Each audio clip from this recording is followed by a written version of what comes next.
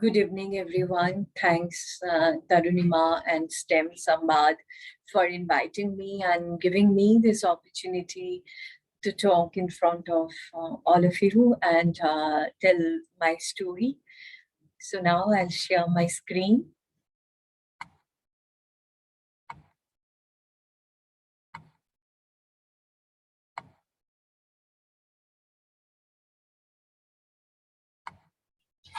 So I'll discuss how I try to decode my life and how this branch, biochemistry and lab medicine, helped me to decode my career as well as life. So I'll start with this video to show like how important the role of lab physician or diagnosticians or biochemist or immunologist in any patient life. Let's see how. Birthday, dear Susanna. Susanna, you're going to interview that senator. Got it. Susanna, he's ready. Who? Senator. I'm not ready for this. Take a deep breath. You have this. What do you I'm sorry. Are you all right, young lady? They just said that she had a seizure. I've seen this before with most good guys who've been all stressed out. There's nothing wrong with them. It's all in their heads. Her MRI is normal. Her neurological exam is all normal. I'm looking in her eyes, and I can tell she's not there. It's New York. I'm so unhappy there. I can't handle it. Honey, I can't. medical mystery? Tests are saying that she is a healthy young woman. How do you explain the seizures? The truth is, that we don't know what is wrong with Susanna. I'm going to do everything I can to find you. We've had so many doctors, so many opinions. Who says this guy has all the answers? Doctor, what do you see? To put it simply, her brain is on fire. So this is one of the first questions like I experienced teaching biochemistry and also lab medicine. So what do I think of the two experiences and how they're different from each other? So teaching biochemistry and lab medicine, this has really very much impact in my life. I was in the Maulana Azad Medical College as a MD resident, and then after that I have done my senior residency in BAMC and also Safdarjung Hospital for some time. Then I was lecturer in Mumbai Nair Hospital, and now along with Kokilaben Hospital, I teach DNB students, and I am adjunct faculty in KMC Manipal. And so teaching is one of my passion, and teaching biochemistry and teaching lab medicine is, I feel like by teaching properly, we touch patient life. So because of that, I showed this video. Let's see how. So this is a New York Times bestseller. This is the story of cub reporter Susanna Kahlan. She told her story, Brain on Fire, my month of madness. One day I woke up in strange hospital room, strapped to my bed and under guard, unable to move or speak. Only weeks earlier, I had been a healthy 24-year-old beginning a career as a cub reporter at New York Post. As weeks ticked by, you saw that in video, and I moved inexplicably from violence to catatonia, and around $1 million worth of blood tests and brain scan revealed nothing. The exhausted doctors were ready to commit me to the psychiatric ward, in effect to condemning me to a lifetime of institution or death, until Dr. Sohail Nazar joined my team. He is immunologist. So this is the story, like how being a lab physician or diagnosticians, we can have huge impact on patient life. So this is my journey. So this was one book who published around 17 doctors stories, inspiring stories. And so my story was Never Give Up. And this was in our lobby. I saw, like, when this biography got published in our lobby, there was being a diagnostician, they featured my this picture. So for us diagnostician, every blood sample tells us a story. So how, like this case where you saw agitation, hallucination, psychosis, memory deficit, speech reduction with or without seizure. So this we see in an MDA, anti-NMDA receptor encephalitis, and then there is a clinical worsening, abnormal movements, coma, respiratory failure, or with or without dysautonomia. So this is our case. In the same similar line, I just want to tell this story of ours. Like there's one 1 year, 8 months old male child admitted, apparently asymptomatic till like first week of July. He was admitted on 3rd of October 2018. Since July first week, child started having limping of the left leg. And next he developed weakness of the left upper and lower limbs. Then he developed weakness of all the 4 limbs and inability to walk, stand or sit. Developed drooling from mouth, had thrashing movements of all 4 limbs, no history of seizures, and developmental history was uneventful, full-term vaginal delivery.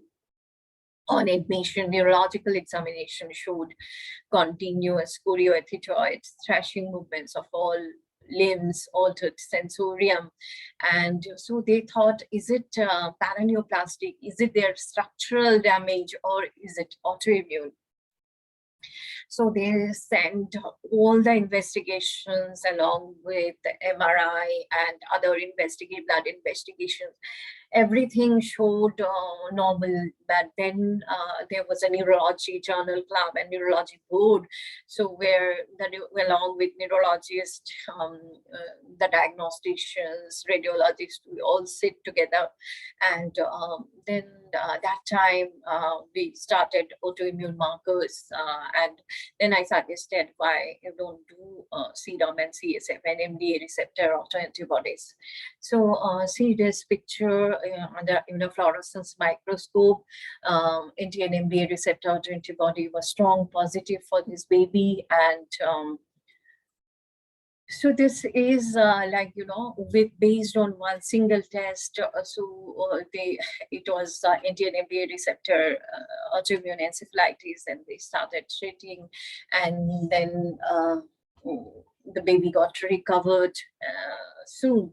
So this is like how we touch life, and this is the similar story all of you must be facing.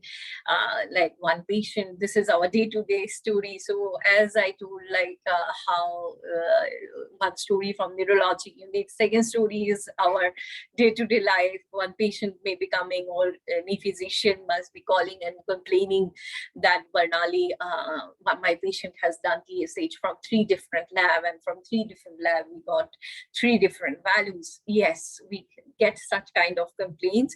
So how to deal with that? So if we see today's lab system, yes, patients are coming with burden of disease, and we use actually our this cartoon is very significant. We use our intelligence, discipline, and creativity. It's very important to use all these 3.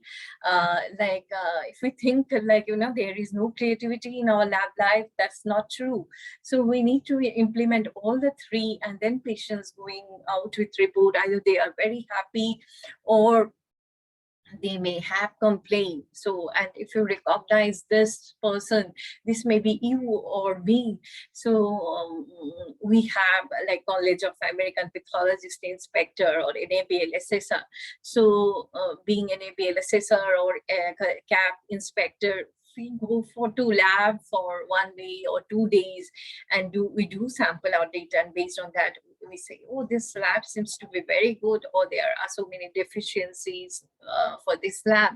So how to tackle this? So for this, like harmonization of lab tests, harmonizing and standardizing of lab tests for all the tests is very much necessary.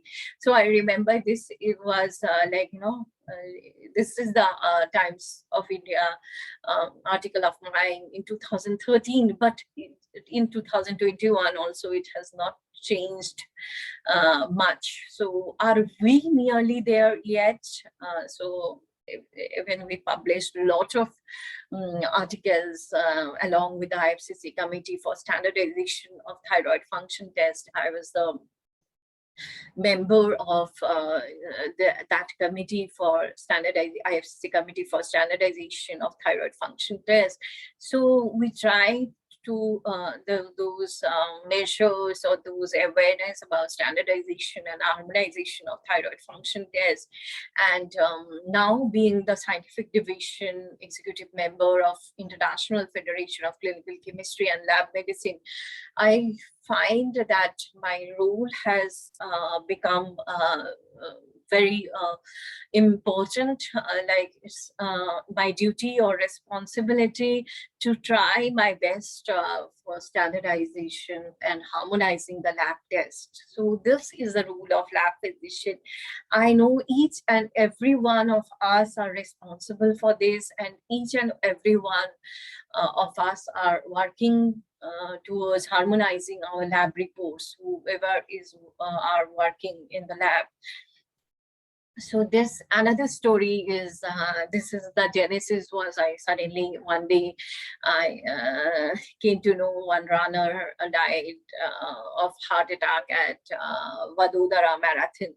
Then we started this different cutoff of male and female for high sensitive troponin I, the reference interval study for different biomarkers or different biochemistry and immunology tests. So this is very important because most of the time we use the cutoff which are based on like European or American population. So we don't have ethnic ethnicity derived cutoff for most of our biochemistry and immunology tests. So this happened like during that time. My mother was admitted in one hospital, and her high sensitive troponin I level was borderline. It was around 21, and the generalized cutoff was 28 for high sensitive troponin I, and these people were not giving like male and female defined cutoff. But I read from some papers that time it was coming in, I think this was in 2018, 17, 18. So there are different articles, one or two articles in BMJ. They were saying that there may be sex specific cutoff. And then I asked that hospital physician and also the pathologist, like, do you have sex specific cutoff? Have you defined? Or they were not doing the delta troponin I to see like if there is any significant increase of delta troponin I. So because of in this my mother incident, I was in a dilemma because we know that female cutoff is 16 and male cutoff is around 34. So there is a huge gap. But if we take the generalized cutoff 28 as a cutoff, then sometimes heart attacks going undiagnosed in female. So and so we started that project or that study, and then we applied for different univans and all. We achieved several awards for this, and this was in Times of India first page about our study, and also different other newspapers like Hindustan Times and all. So for us, like I have shown you, diagnosticians or lab physicians or biochemists or pathologist or microbiologist, every blood sample tells a story. So I showed you some case studies which are based on our hospital, and also being executive member of Scientific Division of International Federation of Clinical Chemistry and Lab Medicine, and chair of American Association of Clinical Chemistry. So we started taking baby steps of harmonizing lab results, and but there are miles to go. And so this is my painting. So many of us are doing tests under twin analyzers, and also we are people are doing tests nowadays. RT-PCR, we know, and under microscope we are seeing slides. So if you see, we are extending our hand to heal, and actually we never realized before this COVID-19 that how significant is the role of lab medicine or lab physicians or diagnosticians or biochemists or microbiologists, pathologists. So one disease this has really changed the perspective of towards this whole branch like biochemistry, immunology, and lab medicine. So this is my story. So I will share, COVID, how important is our role. So this is some of our recent articles on COVID-19 biomarkers, cardiac biomarkers, and other lab biomarkers.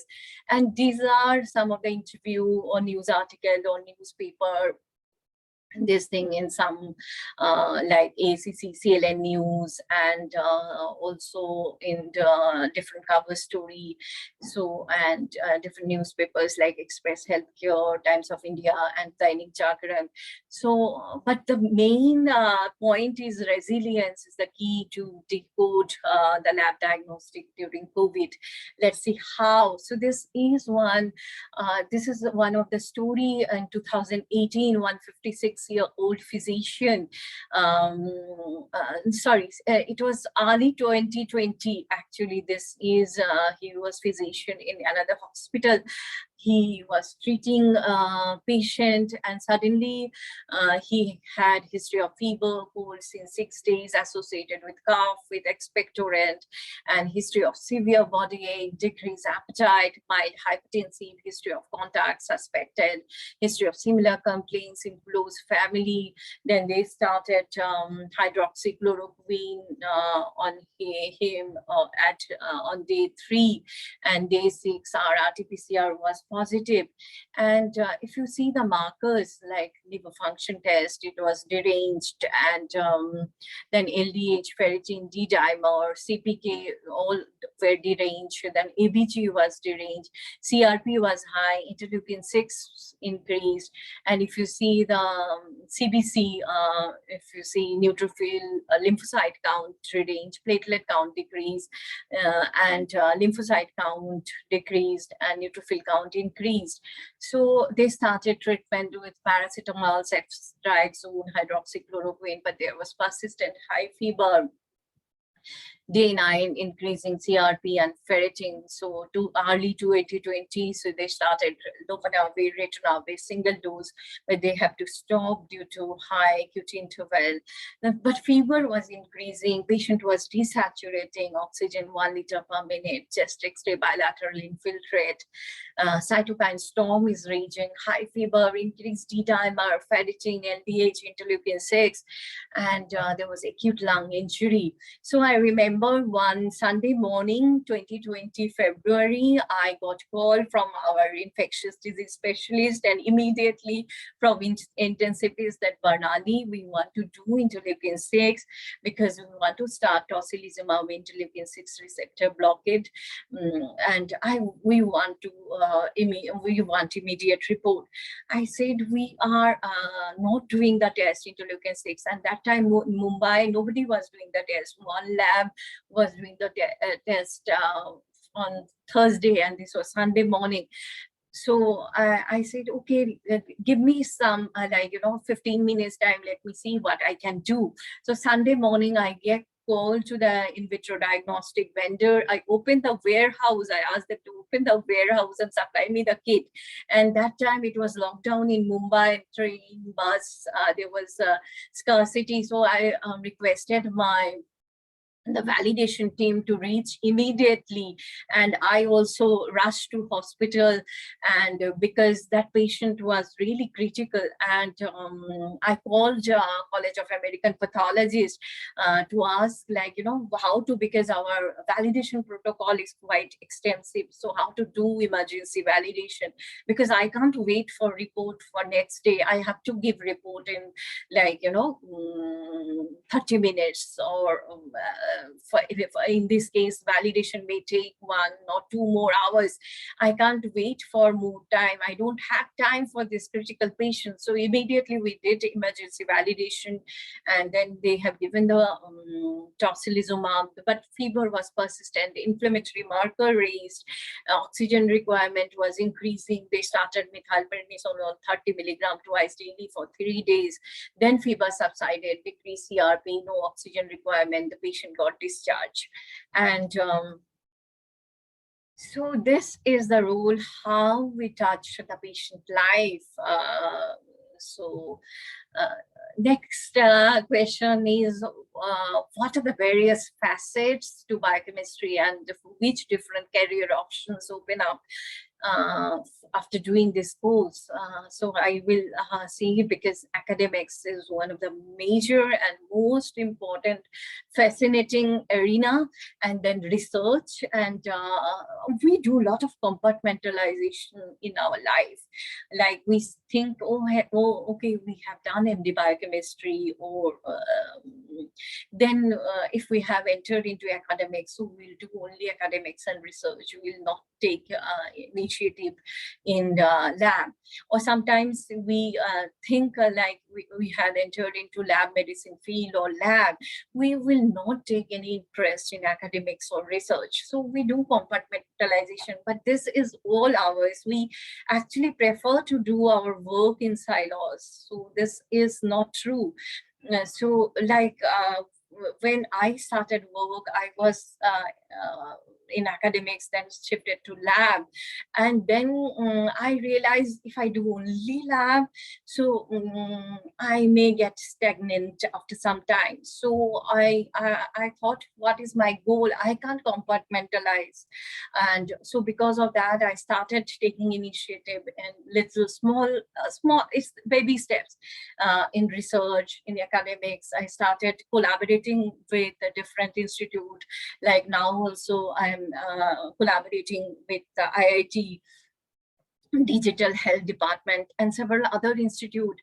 So then actually the field expand, and then actually we realize that there are so many things to do. Maybe I am from biochemistry, but I can do like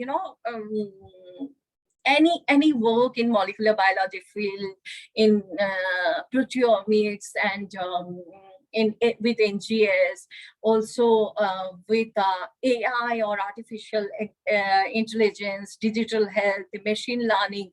So actually after biochemistry, I saw, like, sky is the limit for us.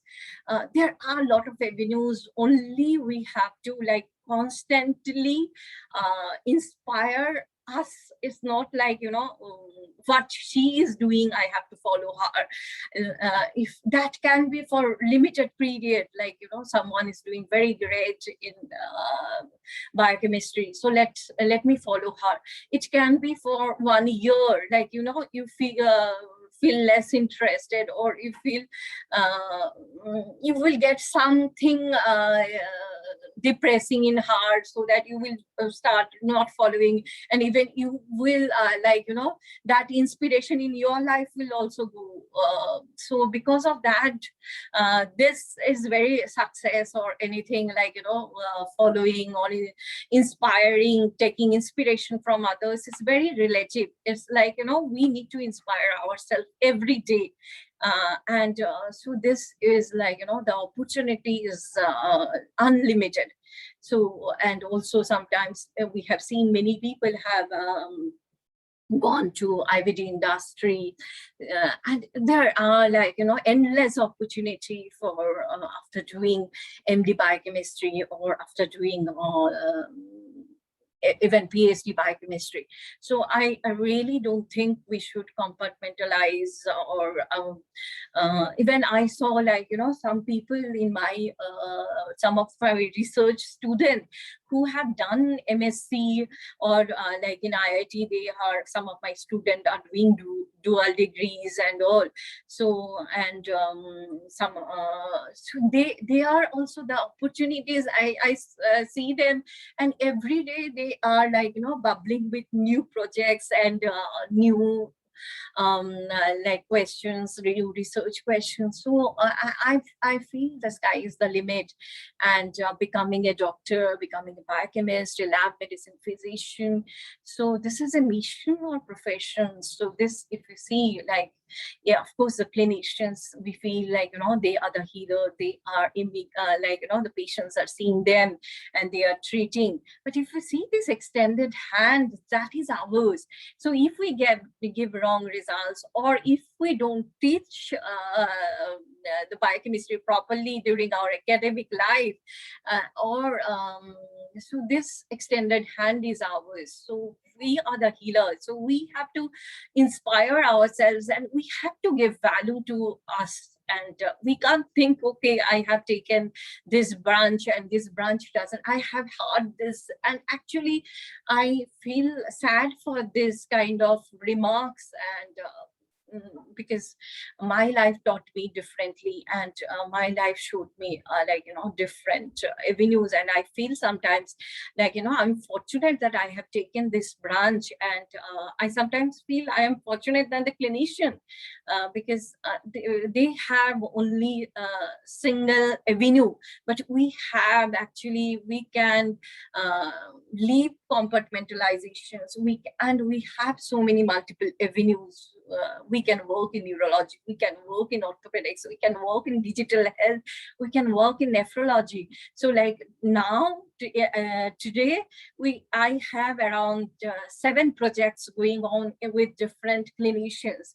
So this is kind of like, you know, opportunity what we get, and this is my painting. So I acknowledge all the lab physicians, all the biochemists, and all the diagnostic branch who are really, really healing patients. And so who am I? Title, degree, affiliation, awards, recognition, publication, new articles, biography in different newspapers, or like, you know, book and all.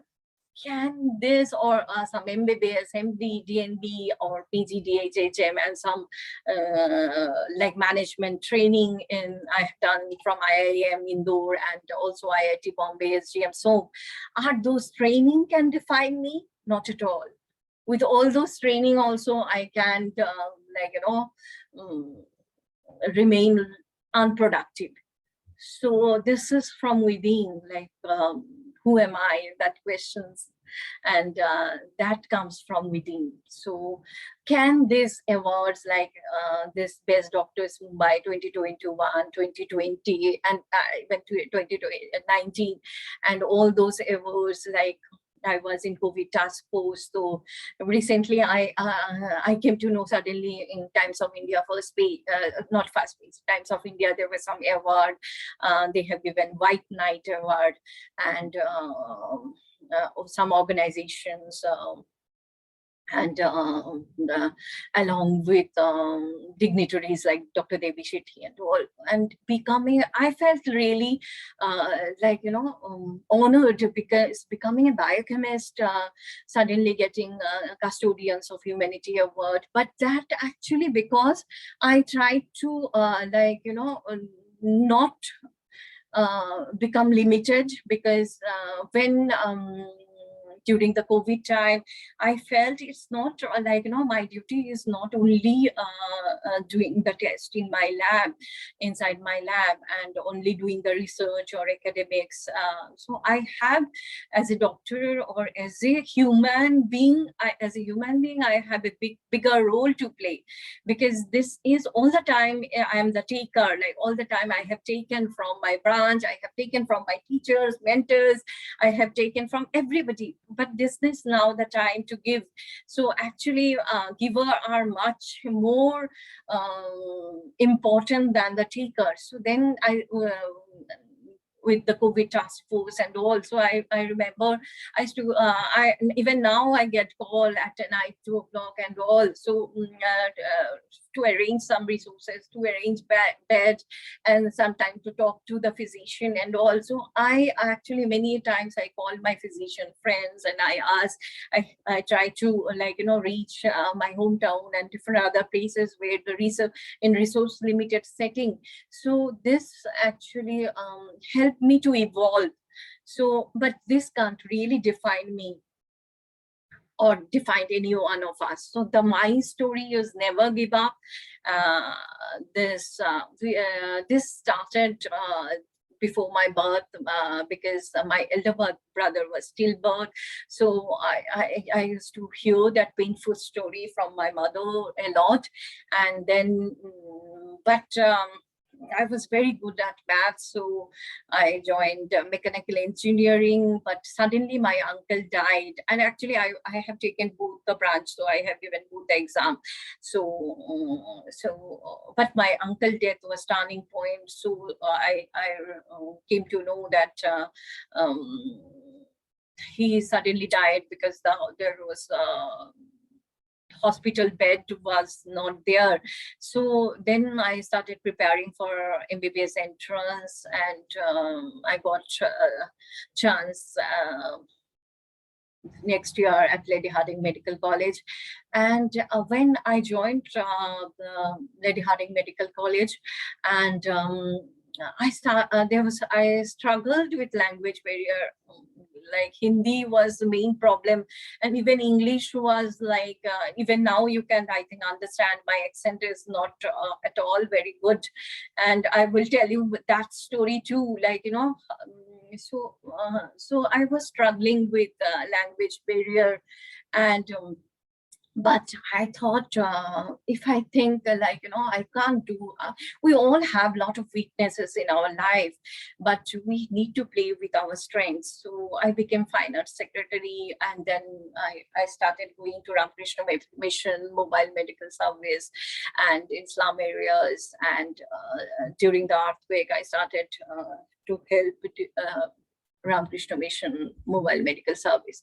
So that MBBS in Lady Hardinge Medical College, I really, although I have a lot of barriers, lot of struggle, because I was being a small town girl, suddenly to adjust in Delhi, environment is difficult.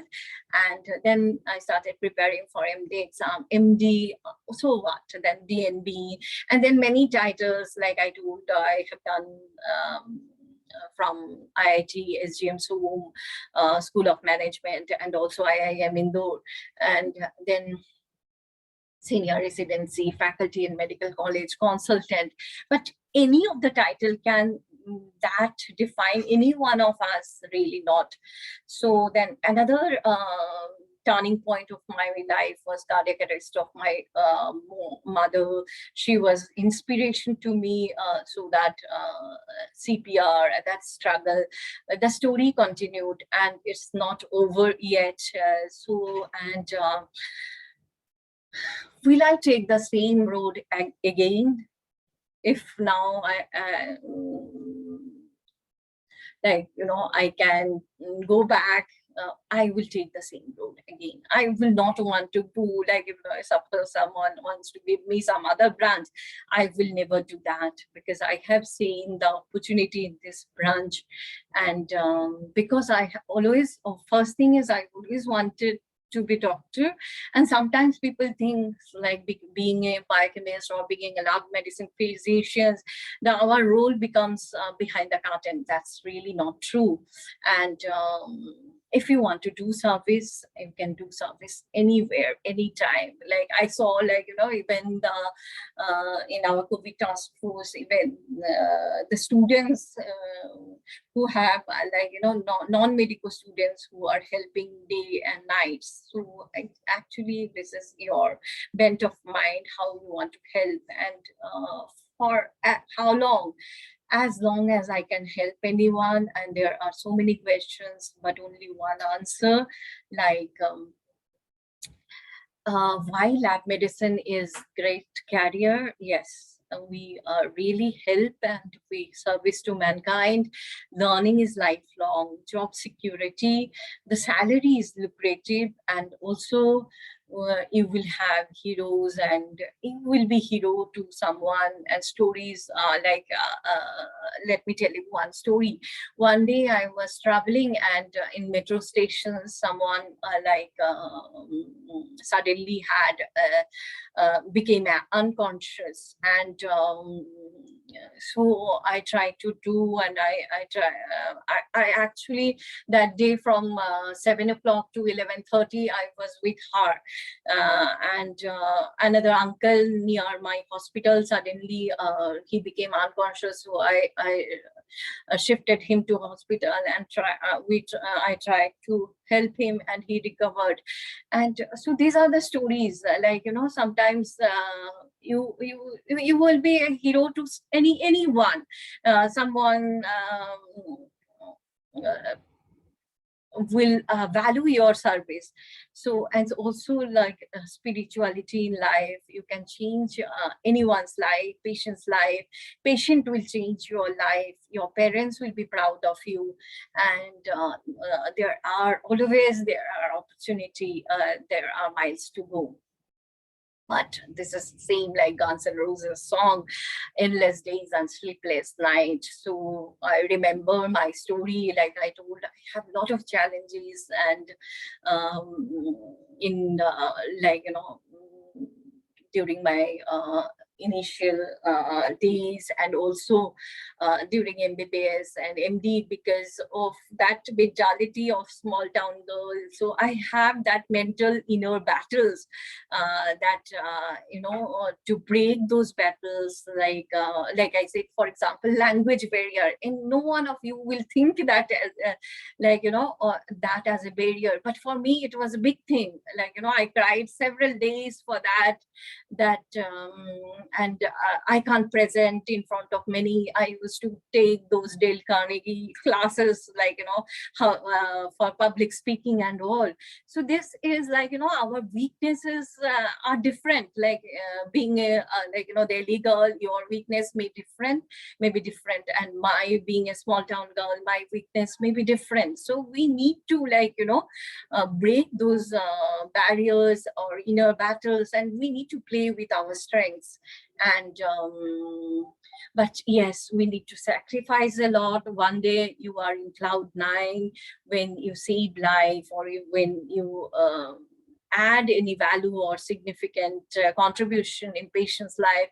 Next day you can be in the ocean of sorrow when you lose any patient, or sometimes when you get demotivated. Many times morning I feel so demotivated. Even now, like, you know, what am I doing?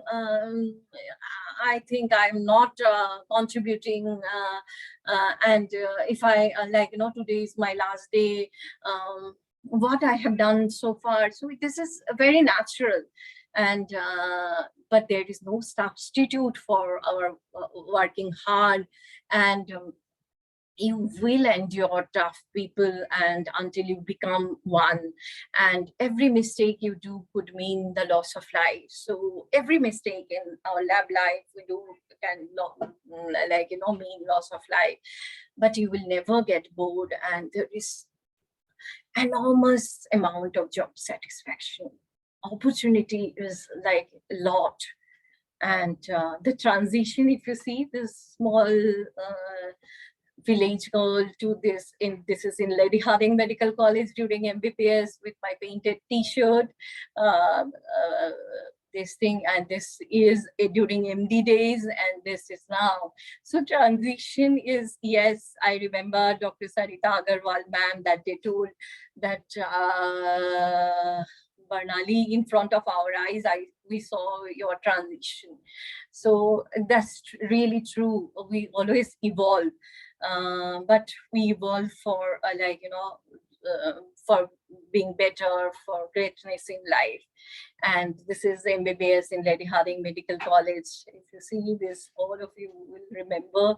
And this, I did a lot of fun. Like I was a finance secretary, so it's like, I participated in everything. So it's not like only study and all. Now also, I don't believe in compartmentalization. I do painting, I do singing, I do writing, everything. So this thing, like I enjoy life every day, every moment. I try to enjoy, and I really don't believe that we should become sad or something. This is not my cup of tea. So even MAMC, it was a little bit only study, and this thing, MD days was not so much interesting like MBBS days. But yes, I enjoyed my MD DNB in MAMC, and also I used to go to different mobile medical service Sunday, Saturday. So sometimes people used to tell me misfit, but I feel like becoming misfit is the good thing in for anyone's life. So this is now life as a consultant. I enjoy every moment as consultant, or my lab life, my academic life, or research life. And the calling is to heal, to preach, to teach, to research, and to serve.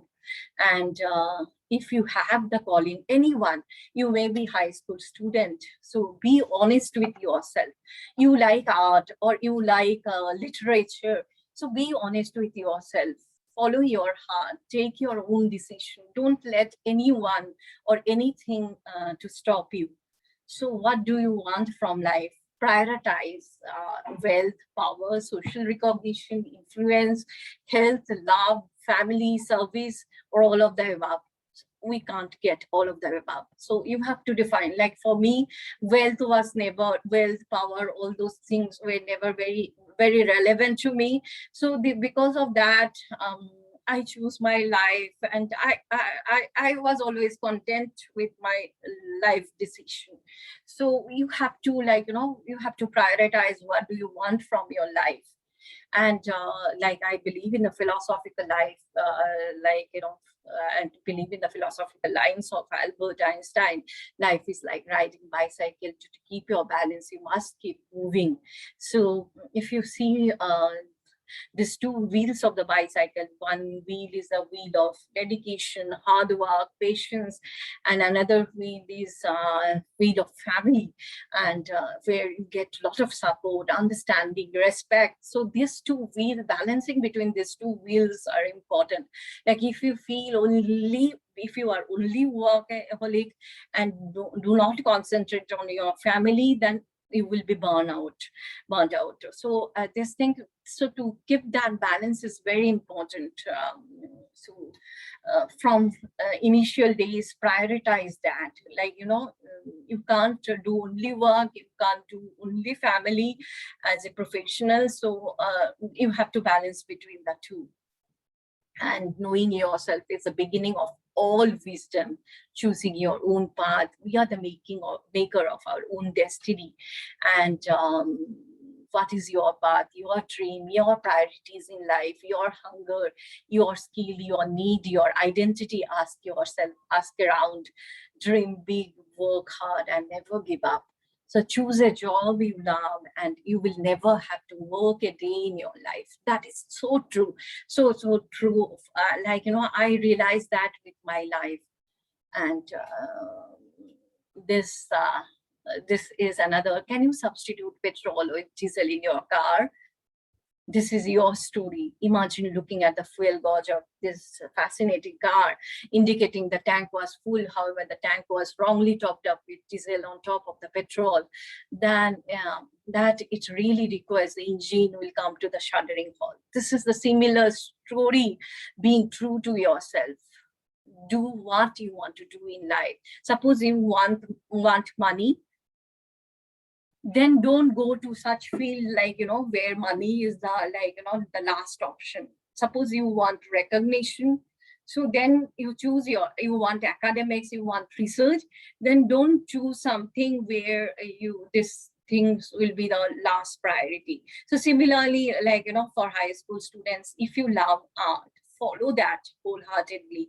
Don't go for medicine, or don't go for science because your parents are saying you so to do so. So be true to yourself. That can really do miracle in your life. And this was another question, what were your subjects in school? And I have done PCB, physics, chemistry, biology, and physics, chemistry, maths, both, because I used to love maths a lot. And but physics, I was very scared of. So as a child, our eyes sparkled with the majesty of dazzling future. We were connected to our power. Our heart was wide open. The world was safe place for us, and open for dreamers of every sort. So I was kind of dreamer, and I used to write. I used to I was in a different world as a child.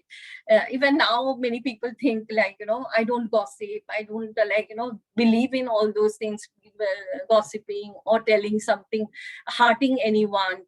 So I feel this is very much is not my cup of tea. And this thing, so, but I don't repent for being a dreamer.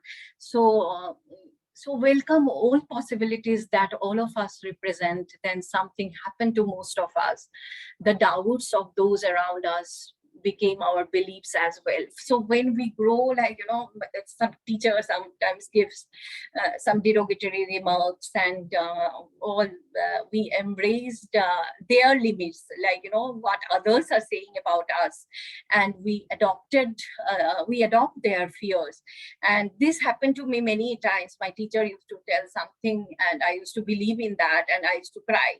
And even that happened till my MD days. My senior used to tell me something.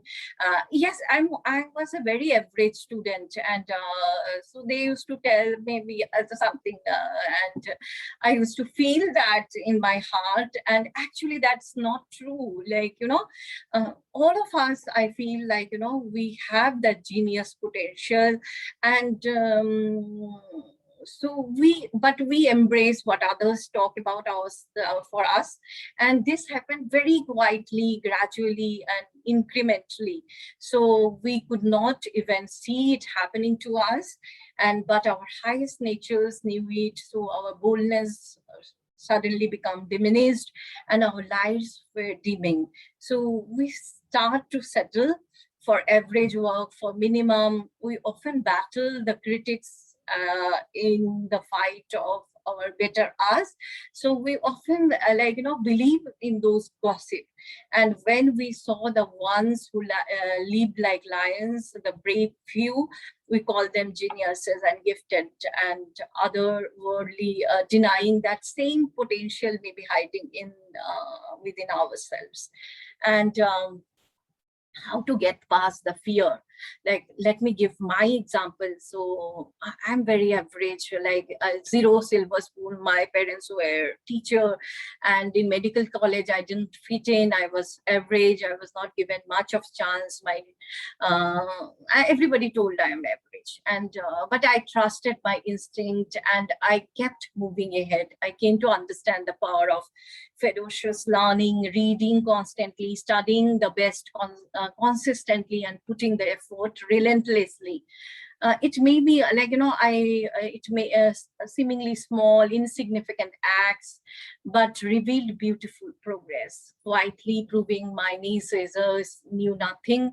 It's easy to put someone down, but even easier to lift someone up.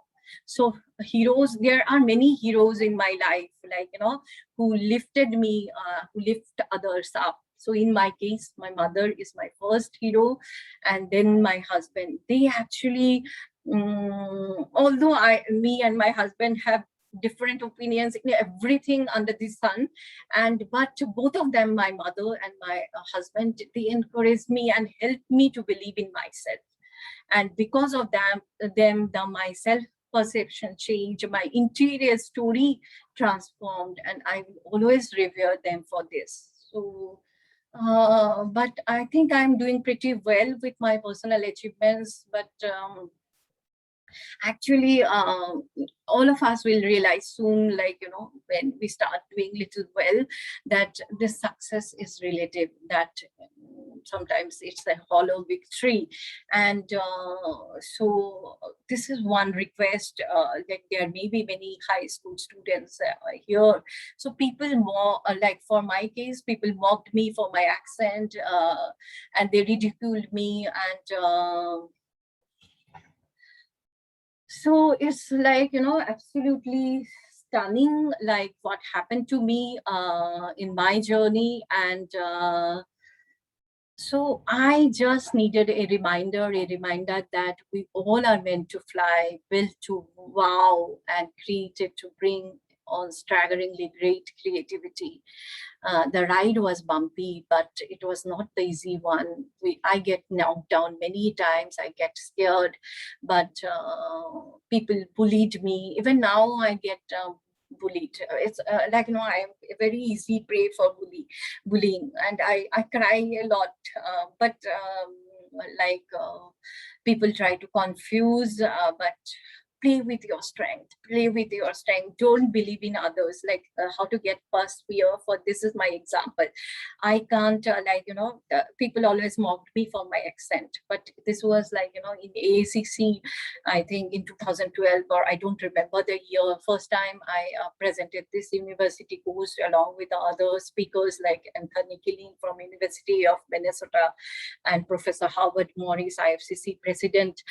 And this was like, I was acknowledged as a best of ACC and outstanding speaker award. You see that I was not able to talk in front of audience, and I was with. Now also I'm very conscious about my accent. So, but I got this, and this really changed my life. So this presentation or oration is not like, your pronunciation, your accent. Is like how you feel towards that presentation, your hard work, your representation, and your emotions. So this is like, how you get past fear. Similar things, article, like we've all initially, I used to because of my English and all, I used to feel very much scared to write the public for articles, for everything. Even a small write-up was a big challenge for me. And recently from Elsevier Science, I became in the editorial board along with some the faculty from John Hopkins and University of Westminster and all. So it's not like, for us, it's like opportunity. We have to play with our strength, and nothing is barrier. So the question was, typical weekday for my life from 6:30 to 11:30, everything is scheduled. Even I write, like what time I will do homework with my child, and what time I will do this academic work. So it's between after 10 when my child sleeps and all. So then what time I will read book, I will see the drama serial and all, prayer time and yoga time. So this thing habit, like morning exercise and yoga, is must for me. And also read, listen, watch anything which inspires you. This is actually from book, but I really follow that. So when I was reading that book, of Robin Sharma, I saw that actually in my life, since long I'm following that. So during the commuting time, I listen to those spiritual lectures or listen to music and all. So that was me time, whatever I like. If I like some drama, I used to see that. So this was my time. I used to listen to spiritual music and all this, commuting time, 45 minutes was my me time. So, and I used to, when people were mad at traffic and the Mumbai traffic and all, but I actually enjoy that time. Sometimes I sleep also and I snore and all. So this actually, this is the habit too. And exercise is the habit one, which I follow. And then habit three is plan your days, right?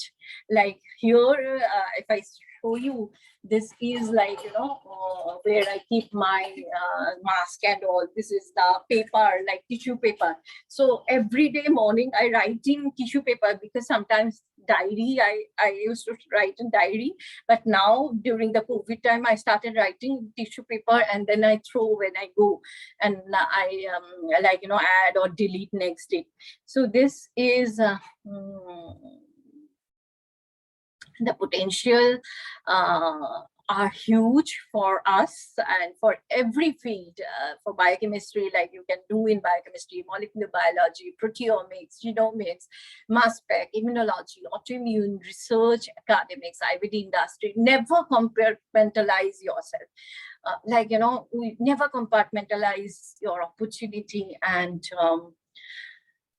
my favorite hobbies: painting, music, writing. I really love writing, and now I seriously I started writing books and Bengali articles. I regularly write, and I have that time also in my daily schedule. And playing, studying, literary exploration with my son. So I'm writing book with him, and reading, watching drama, listening to inspiring thought letters and spiritual readers during commuting. Many times I sleep also. They are saying something, and but I imbibe something from that. Maybe 1 hour lecture, I may be hearing for 5 minutes, and after that I sleep during commuting. But I'm hearing something for that 5 minutes. So this are favorite hobbies of me. And some of the related the books I really love. That's The Prophet, Rabindranath Tagore's complete works. I love Bengali books, this like novels, short stories, everything. Then Anne Frank, with my child, I always read her diary and complete works of Swami Vivekananda, and then Khaled Hosseini, Kite Runner, and the 8,000 Splendid Suns. And I listen, I read Robin Sharma, Stephen R. Covey, Dale Carnegie. These are and those motivational speakers, even the Ramakrishna missions, the spiritual leaders, and even other spiritual leaders. I often listen, because everything has something positive. So impact in life. Do I want to do something differently? If I have the ability to go back in time, no, I'm very satisfied and content. So the lesson learned from my life: always stay hungry, stay foolish, keep the fire in the belly, and wake every morning you should radiate hope, strength, wisdom, and love, regardless of whether you are the peak of the mountain or lost in the valley of disruption. So, and look for the good in every person you encounter, and you celebrate it. We will find a lot of negativity around, but if we try to find something positive in every person, will find it. Someone may be very lazy at work, at your workplace, but when you ask for some help for your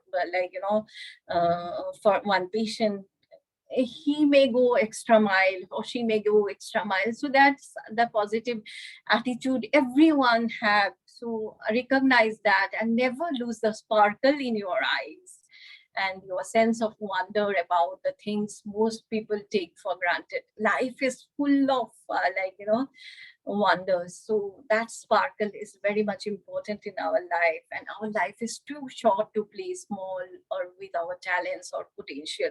Like recently I am hearing Professor Rinti Banerjee, she died, and she had I wanted to do PhD after MD under her. Yes, I heard she did a lot of COVID related even work. So, and I was planning that digital health department of IIT, so she was spearheading that. Suddenly she died. So, our life is also like that, like too short to play small with our talents and true potential. So, the make today the day to release all excuses and make a decision that will change the life, change the game. And like I said, always believe, feel that today if it is my last day, so I will never want to waste my time. So, and truly speaking, money, position, title, award, etc., too little accomplishments for life's perspective. This comes and go. Today I may be some chair of some organization, and tomorrow it will not be there. And if I feel pleased, okay, I am so and so, this has no meaning in life, and so decide what you want to achieve if today is your last day, and what will really make you happy so that you can die peacefully. Do that. It may seem very philosophical, but after seeing so many deaths in last 1 year, my cousin died, he was doctor, and then I said that incident of my professor. So that has really, and also in COVID task force, every day there are dripping of bad news. So practice something great every day. So, and really, you are stronger than you know. We really don't understand our strength and courage. So, and be a giver rather than the taker, and stop comparing. Don't compare yourself with anyone else. Meaning of success is very relative, and simplicity is the key. Be humble. Sometimes arrogance comes to us, like we feel like we have achieved something. The humblest is the greatest. Leadership doesn't need any title. So because of that, no excuses, no escapes, no postponements. And these are some of the although these are lead by example, these are, you will get in many books,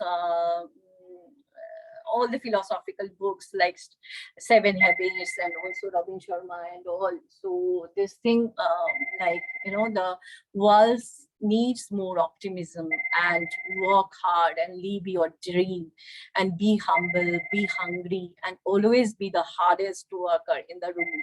That I really believe, to follow every day. And but I have vision, but without execution, this is a delusion. So always remain hungry and humble, and hardest worker in the room. Thank you. So thank